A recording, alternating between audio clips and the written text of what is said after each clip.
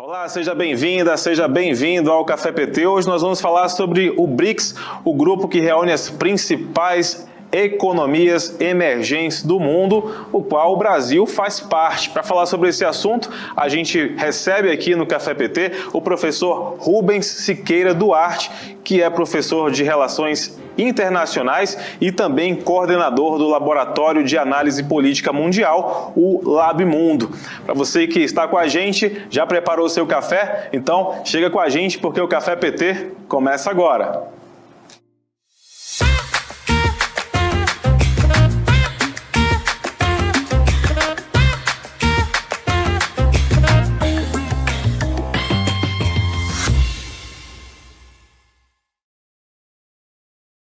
Professor Rubens, seja bem-vindo ao Café PT.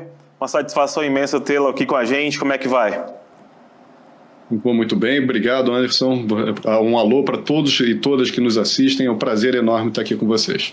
Professor, vamos hoje falar sobre um assunto, que é o BRICS, o bloco aí das cinco maiores economias emergentes do mundo, e além de outros 5 países integrantes, e outros 8 países, na verdade. Deixa eu refazer essa pergunta aqui, tá? Professor, vamos falar então hoje sobre... Professor, hoje vamos falar sobre o BRICS, que é o assunto hoje aqui do Café PT, o bloco aí das 5 economias emergentes do mundo, e além de outros integrantes, são 8 parceiros também integrantes. Eu queria começar falando da importância do BRICS, para que ele realmente serve, por que ele é importante para a economia desses países envolvidos, e especificamente do país. Para quem não sabe ainda o que é e para que serve o BRICS, professor?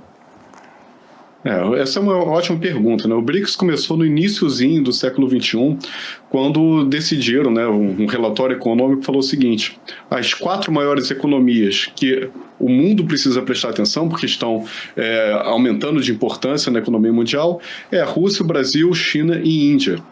A partir daí, houve uma sacada muito interessante desses 4 países de se encontrarem e falar o seguinte: olha, já que nós somos as 4 economias, por que a gente também não se une politicamente? E ao longo do tempo entrou a África do Sul.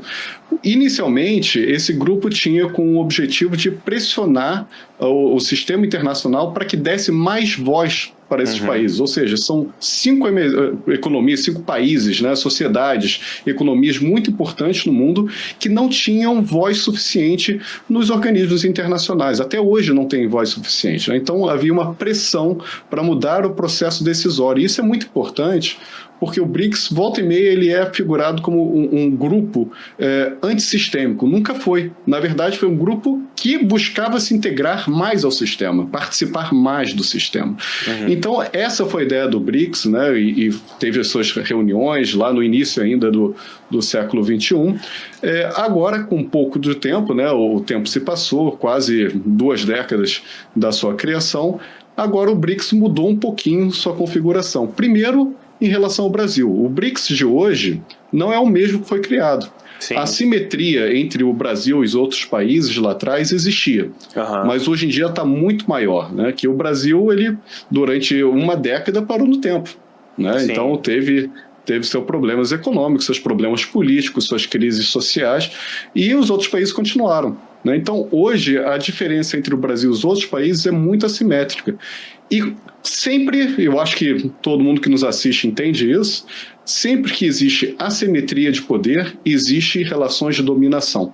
Então, hoje, a participação do Brasil no processo decisório não é tão influente quanto era anteriormente. E essa expansão dos BRICS, o Brasil teve alguma voz, sim, conseguiu vetar alguns nomes, algumas ideias, mas agora deu outra cara ao bloco. Então, não são só países que querem participar do cenário internacional. Existe também agora alguns países que são, sim, têm uma tendência antissistêmica.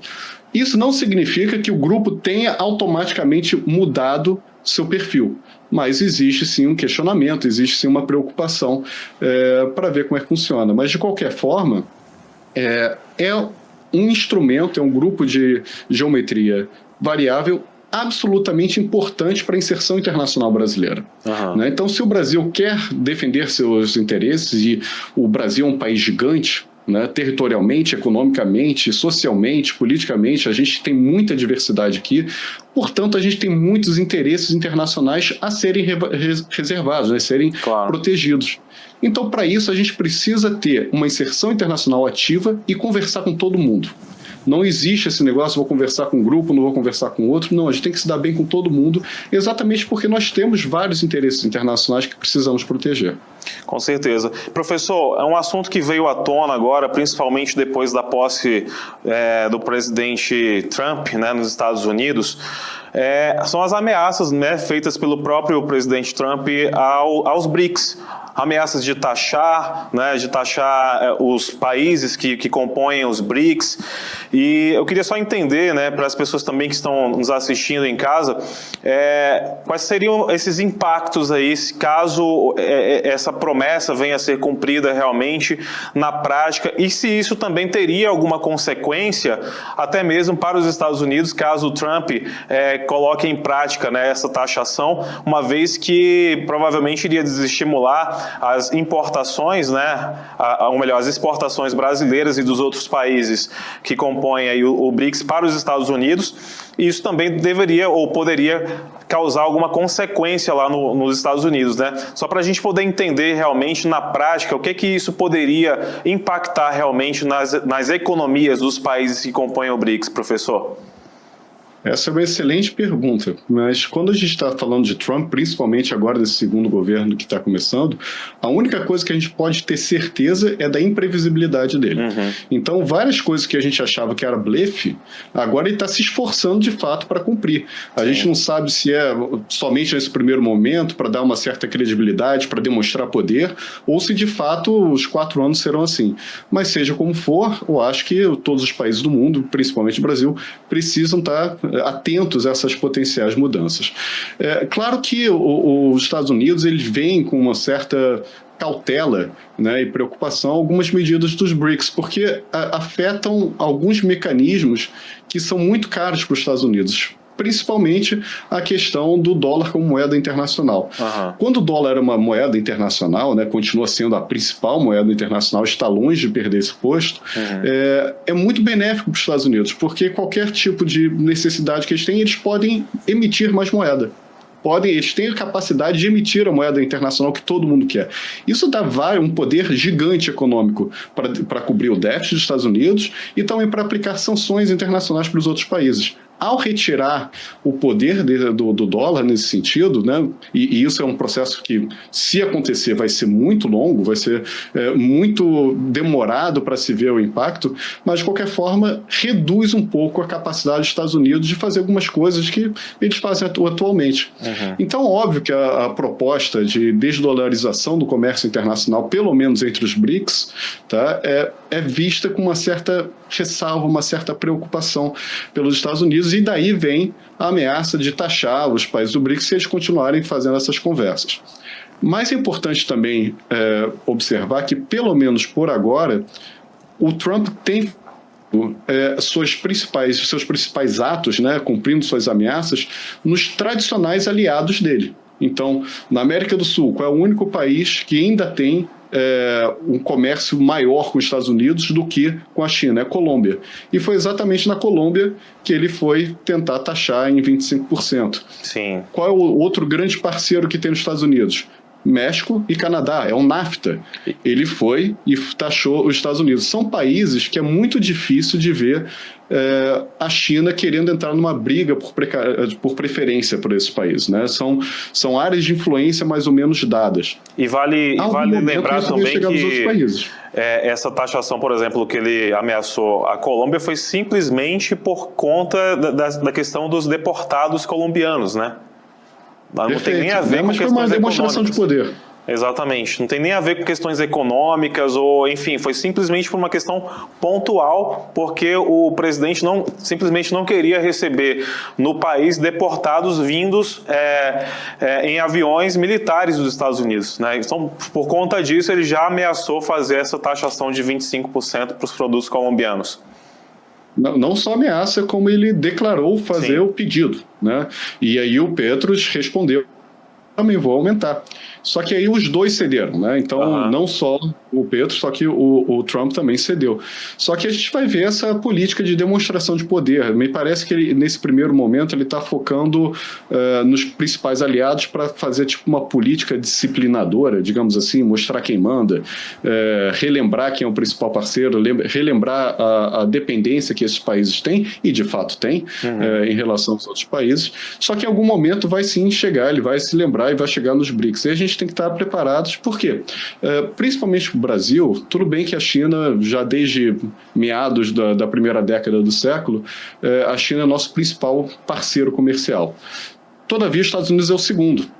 Né? E, diferentemente da China, a gente exporta para os Estados Unidos alguns produtos de maior valor agregado em comparação com a China. A China, a gente praticamente só exporta bens primários e com baixo valor agregado. Portanto, é bom para o Brasil, para a sociedade brasileira, para a empregabilidade, para o valor dos salários do Brasil, manter a exportação para os Estados Unidos alta. Então, uma taxação ia sim prejudicar bastante o Brasil, mas agora também prejudica, em certa forma, os Estados Unidos. Né? Se o Trump, de fato, ao mesmo tempo, quiser taxar todos os países que ele está prometendo do jeito que ele está fazendo, simplesmente ele vai isolar os Estados Unidos, vai abrir um vácuo de poder mundial e não existe vácuo de poder, né? Alguém vai assumir aquela posição e a sociedade dos Estados Unidos também prejudica, porque isso cria uma pressão inflacionária nos Estados Unidos também. Então, existe um equilíbrio, né, de como que o Trump vai fazer isso. Se ele fizer tudo ao mesmo tempo, vai aumentar a insatisfação, vai fazer alguma onda de reação. Então, não acredito que ele vá fazer isso tudo ao mesmo tempo. Mas agora, em algum momento, Brasil, e claro, a gente precisa ter isso em mente e saber como fazer. E essa ameaça ela surge a partir do momento em que uma das propostas do BRICS, inclusive uma proposta que foi feita pelo presidente Lula, do bloco, né, se a gente pode chamar dessa forma, fazer essas transações financeiras utilizando uma outra moeda em alternativa ao dólar, né, professor Rubens? Então, agora, o que você acha? Você acha que seria viável realmente os países do BRICS fazerem todas essas transações com uma moeda alternativa? Como é que você avalia isso? Possível é. O Brasil já tem vários acordos com vários países para fazer trocas internacionais em moedas nacionais. Né? Então, por exemplo, a gente já exporta para a Argentina sem passar pelo dólar. Isso é muito bom porque toda hora que a gente converte uma moeda para outra, existe uma perda. Né? Então a gente evita também essa perda de dinheiro, sem contar a diminuição da dependência que a gente tem para o dólar. Né? Então a gente tem umas reservas internacionais muito interessantes, só que é bom mantê-las lá, né? Não precisar ficar utilizando tantas. Então isso é totalmente possível. Né? Por enquanto não existe nenhuma proposta, isso é bom que se diga, nenhuma proposta do BRICS para criar uma nova moeda que seja substituta do dólar. Não é essa a ideia. A ideia é facilitar o comércio entre os países. E é muito benéfico porque, como eu disse, o Brasil ele tem um comércio muito intenso com a China. Mas com os outros países do BRICS, e ainda mais ainda, se a gente considerar o BRICS ampliado, o comércio do Brasil com esses países é muito tímido. Então é bom, todo mundo que faz algum investimento aqui sabe, é bom não colocar todos os ovos na mesma sacola. Então, diversificar as parcerias comerciais com o Brasil, para o Brasil, é fundamental, até mesmo por uma questão de previsibilidade. Se os Estados Unidos, por exemplo, taxar a gente amanhã, o que a gente vai fazer com os produtos? A gente tem que ter algum mercado consumidor para que a gente não tenha esse impacto econômico grande. O BRICS pode facilitar nisso. Eu acho que não substitui, o BRICS não tem o objetivo de substituir ninguém. Mas agora, é uma alternativa muito interessante para dar confiabilidade, dar previsibilidade, dar diversidade para o comercial brasileiro. É isso aí, daqui a pouquinho a gente continua falando mais sobre BRICS aqui no Café PT. Não sai daí que a gente volta já já.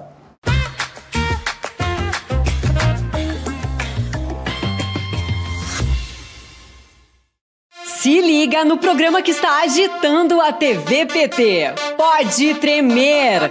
O videocast para a juventude que gosta de política e para quem acha que não gosta também. Toda toda quinta-feira às 18 horas, com reprise às terças no mesmo horário. Assista pelo canal do PT no YouTube, PT Sat, canal 1313, Rádio PT ou nas plataformas de streaming da Rádio PT. Não dá pra perder, né? Em 2024, a Rádio PT conquistou um crescimento impressionante, conectando mais e mais pessoas com informação e música de qualidade. De agosto a outubro, a audiência disparou, passando de 21 mil ouvintes para mais de 118 mil. A Rádio PT também faz a gestão do podcast do Lula, com mais de 720 episódios produzidos. A Rádio PT está presente em todas as plataformas. Em 2025, vamos mais longe. E você faz parte dessa jornada.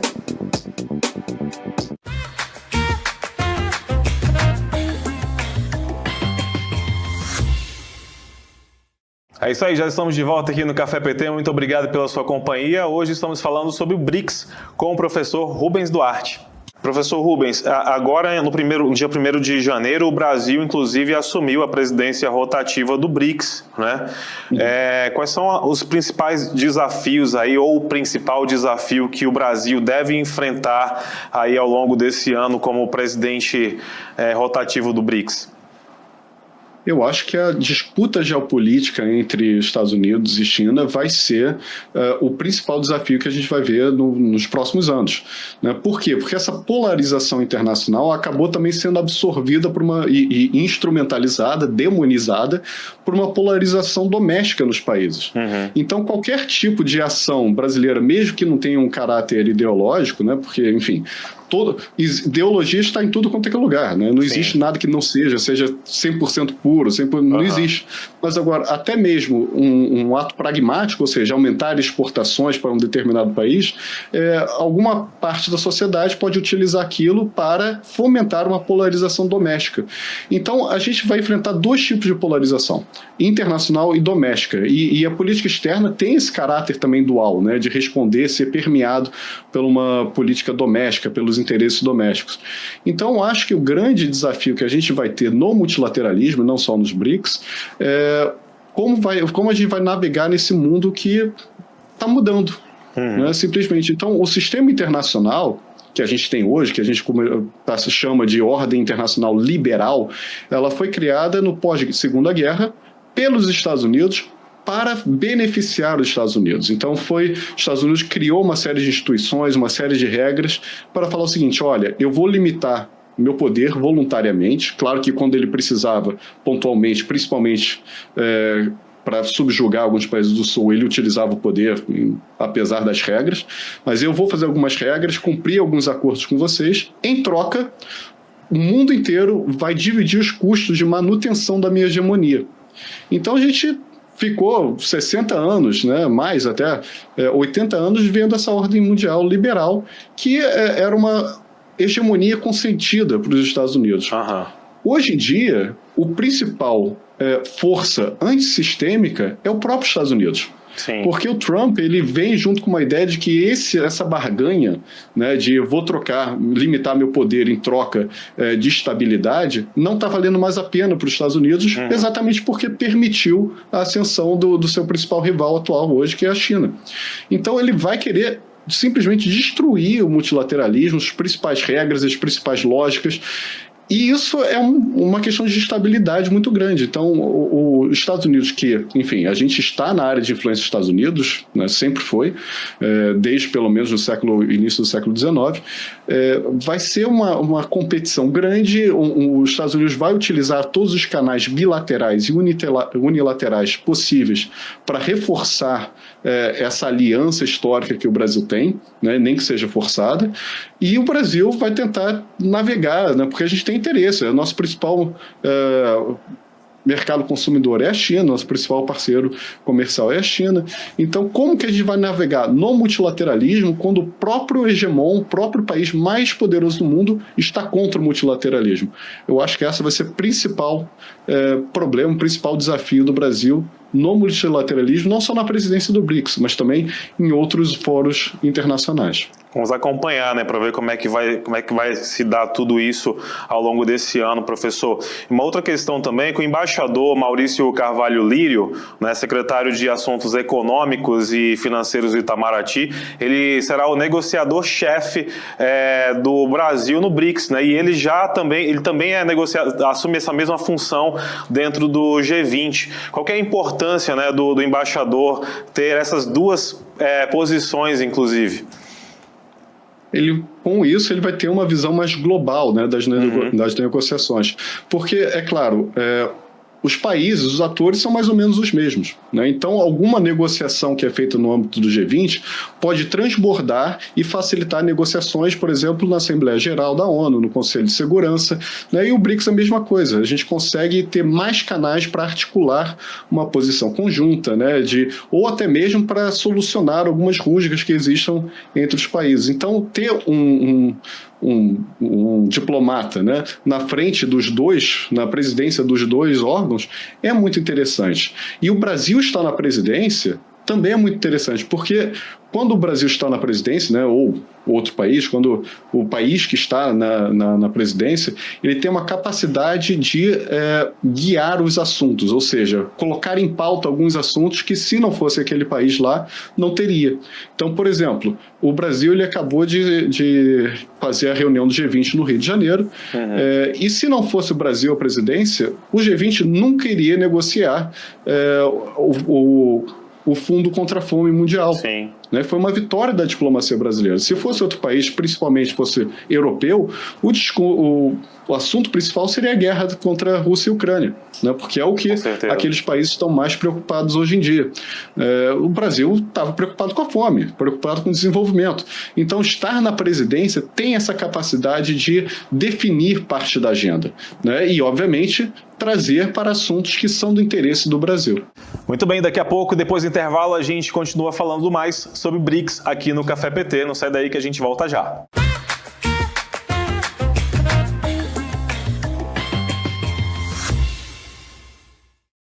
Quer ver mais mulheres ocupando espaços de poder? Então se liga no Elas por Elas. O programa que encara os desafios das mulheres brasileiras, a misoginia, discriminação, a violência política de gênero, muita perda de direitos. O LIC 180 tem papel importante e também vai estabelecer um diálogo. A importância da rotatividade. Que eu senti na pele. Mas, seguindo o debate, incentiva e prepara você, mulher, para a disputa política. De segunda a sexta, às 4h da tarde, na TV PT. O canal do partido que mais elege mulheres no Brasil. Eu sou uma delas, são elas por elas, ocupando os espaços de poder.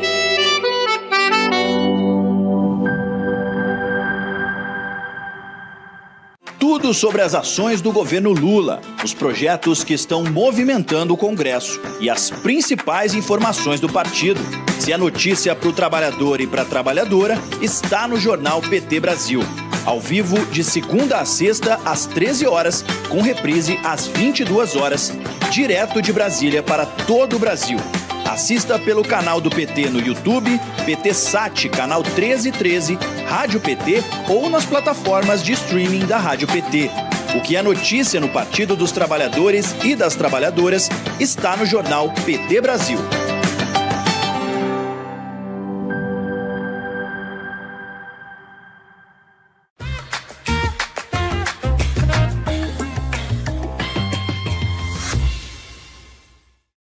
Já estamos de volta aqui no Café PT. Hoje estamos conversando com o professor Rubens Duarte, que é professor de Relações Internacionais e também coordenador do Laboratório de Análise Política Mundial, o LabMundo. Teve o lançamento, né, da Aliança Global contra a Fome, formalizando tudo isso, né, professor, durante o G20 do ano passado.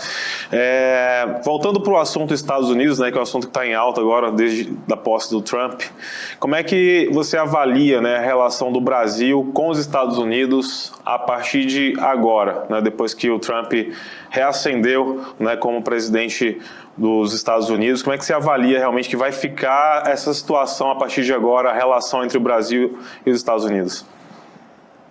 Vai ser uma relação bastante delicada, né? Principalmente porque algumas declarações de ambos os lados, né, manifestaram preferências políticas, né, nas nossas eleições e nas eleições deles. Isso gera uma rusga, né? As pessoas trazem isso para o governo também.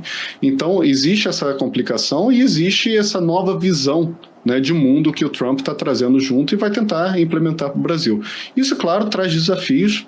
E não interessa para o Brasil fazer uma briga com os Estados Unidos, então me parece que a declaração da chanceler substituta, que ela estava substituindo o Mauro Vieira umas 2 semanas atrás, é perfeita.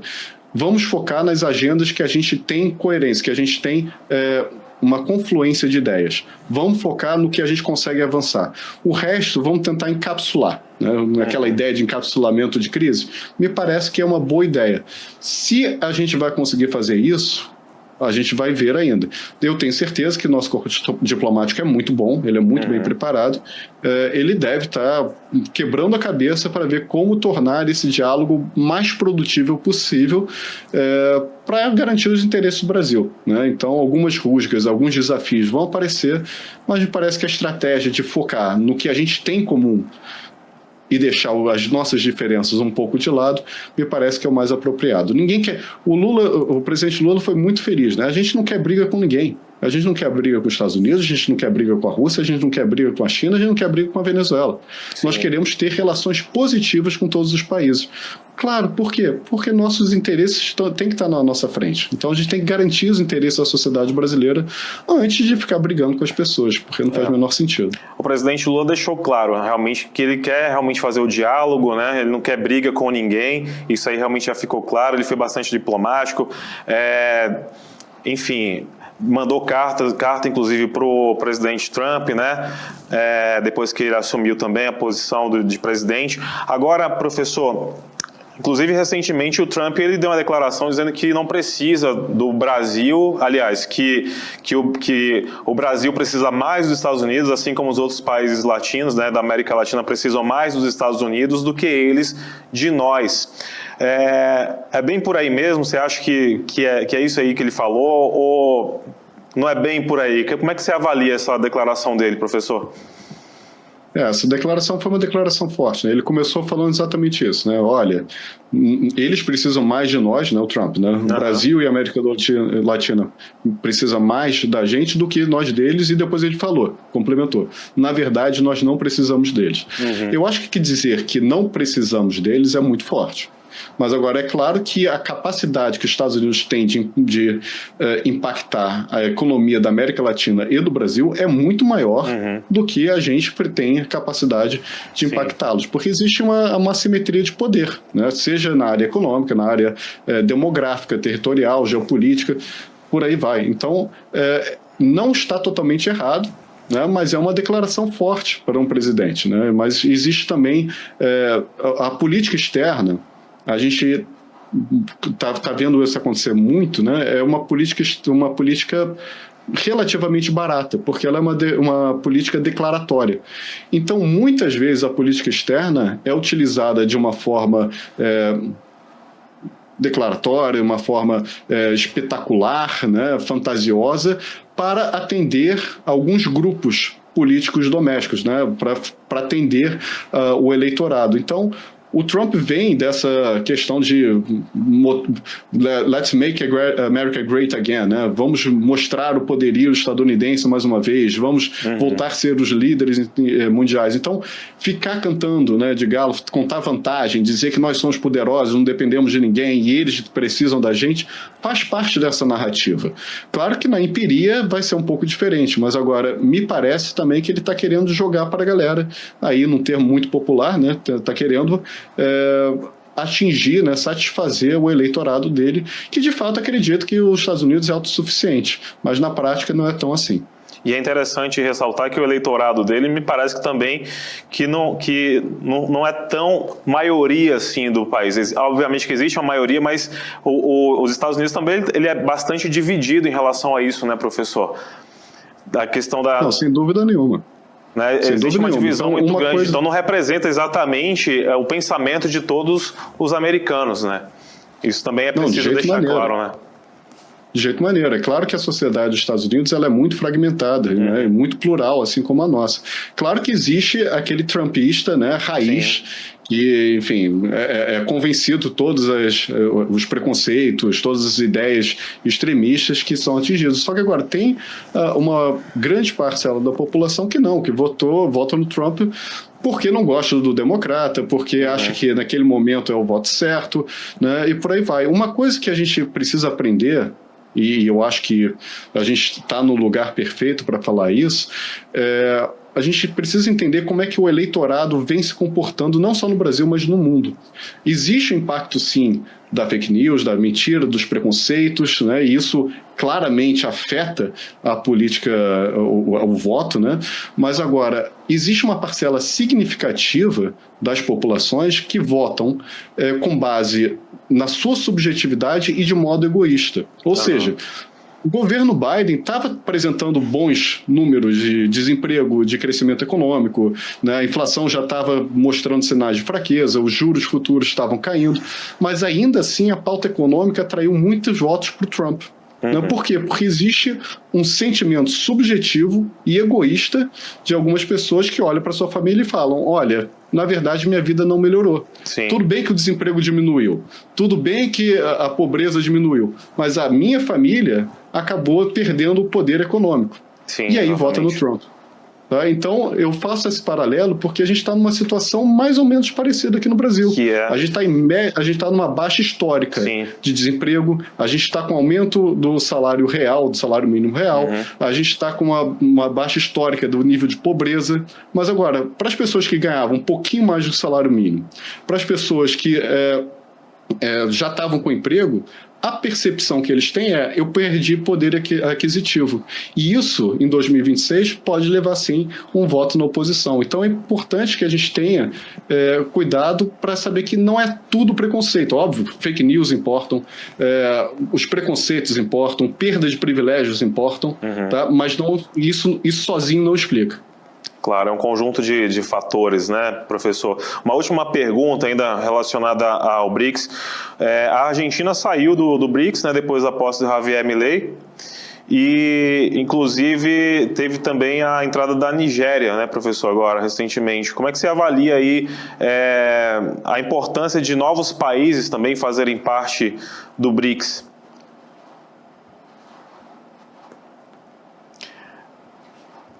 Professor, ficou mudo aqui, não estou lhe ouvindo. Vê aí para mim, por favor, gente. Aqui está funcionando. Opa, agora estou lhe ouvindo, professor. Vamos fazer novamente a pergunta, tá? Tá bom. Só para avisar, está começando uma tempestade no Rio de Janeiro, talvez seja isso. Tá bom, mas agora já está terminando, eu acho que vai dar certo. Tá? É a última pergunta, prometo. Não, sem problema. Professor, agora com a saída do... Vamos lá novamente. Professor, voltando aqui aos BRICS, né? Agora a Argentina saiu depois da posse do Javier Milei, também, né? Discípulo aí do Trump, imitador do Trump, eu não sei qual que seria o adjetivo para isso, mas enfim, a gente está observando realmente, né, a replicação de alguns comportamentos. E também entrou a Nigéria agora também no BRICS, né? Queria que você falasse um pouquinho também da importância de novos países fazerem parte do BRICS, o que é que isso pode trazer de benefícios também para o BRICS. A Argentina foi uma questão muito curiosa, né? A gente foi convidado para fazer parte do BRICS ainda no governo anterior, só que nem chegou a entrar, porque logo depois veio a eleição, Milei ganhou, e ele já anunciou que não tinha o menor interesse em entrar no BRICS, né? E, enfim, é uma pena porque perde não só a Argentina, mas perde a América do Sul. A expansão do BRICS, né? A Indonésia entrou agora, a gente precisa ter muito cuidado para saber qual vai ser o perfil que esse grupo vai ter no futuro. Então, quais são as agendas que vão ser discutidas no BRICS? Né? É um grupo de articulação internacional, mas qual é o objetivo que ele vai estar? Eu acho que ainda não está muito claro, né, o que o grupo pretende com essas expansões. É claro que mais pessoas ao nosso lado, mais canais de diálogo internacional beneficiam todos os países, inclusive o Brasil. Então, ter um diálogo maior com os outros países é ótimo, mas como que isso vai impactar na concertação, né, no processo decisório desse grupo? O Brasil perde espaço quando é entre outros países? Às vezes sim. O que ganha de volta? Então, isso eu acho que ainda são questões que a gente vai ver ao longo do tempo, né? Mas é óbvio, quanto mais parcerias, né, mais pessoas para somar, melhor para os países. Assunto para a gente poder analisar, acompanhar e depois conversar em outras oportunidades aqui no Café PT, viu, professor Rubens? Muito obrigado aí pela sua participação com a gente, por ter conversado, por ter desprendido esse tempo tão importante, né, para a gente esclarecer um pouco mais, conhecer um pouco mais sobre a importância do BRICS para o país, né, para o Brasil e para todos os outros países que compõem também essa iniciativa tão importante, né? Exatamente. Eu acho que o BRICS é um assunto que a gente precisa acompanhar, assim como o novo governo Trump, e acompanharei muito de perto. Desejo um trabalho muito bom aqui para a TV PT e até a próxima. Obrigado pela oportunidade. Um grande abraço. Até a próxima oportunidade, professor. Para você que esteve com a gente, muito obrigado pela sua companhia, pela sua audiência. A gente se encontra no próximo Café PT. Até lá.